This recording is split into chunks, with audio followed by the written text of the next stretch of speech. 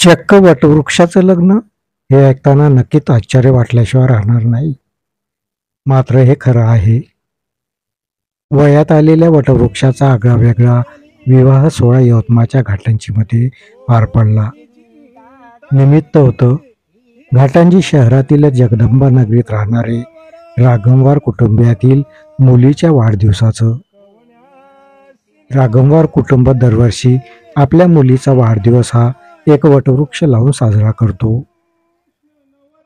वटवृक्ष लावून एवढ्यावरच राघमवार कुटुंब थांबत नाही, तर लावलेल्या वटवृक्षाचं उत्तम संगोपन लहान मुलाप्रमाणे करतात आणि वयात आल्यानंतर त्या वटवृक्षाचं लग्न करून पितृत्वाचीही जबाबदारी पार पाडतात.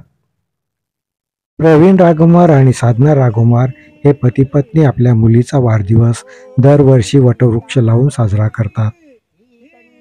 दिवसेंदिवस निसर्गाचा समतोल बिघडत असताना राघमवार कुटुंबियाच्या वृक्ष लागवडीची संकल्पना सर्वांनी प्रत्यक्षात अंगीकारली तर घाटंजी शहराची एक वेगळी ओळख निर्माण व्हायला वेळ लागणार नाही.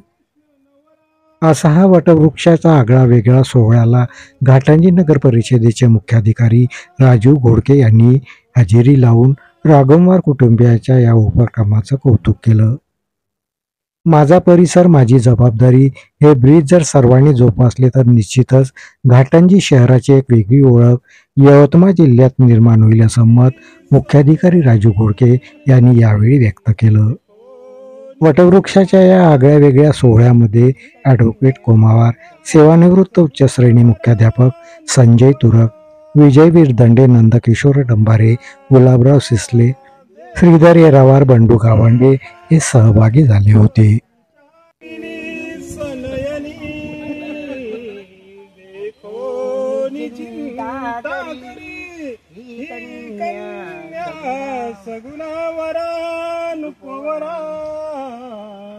कवन्या सिना जय जय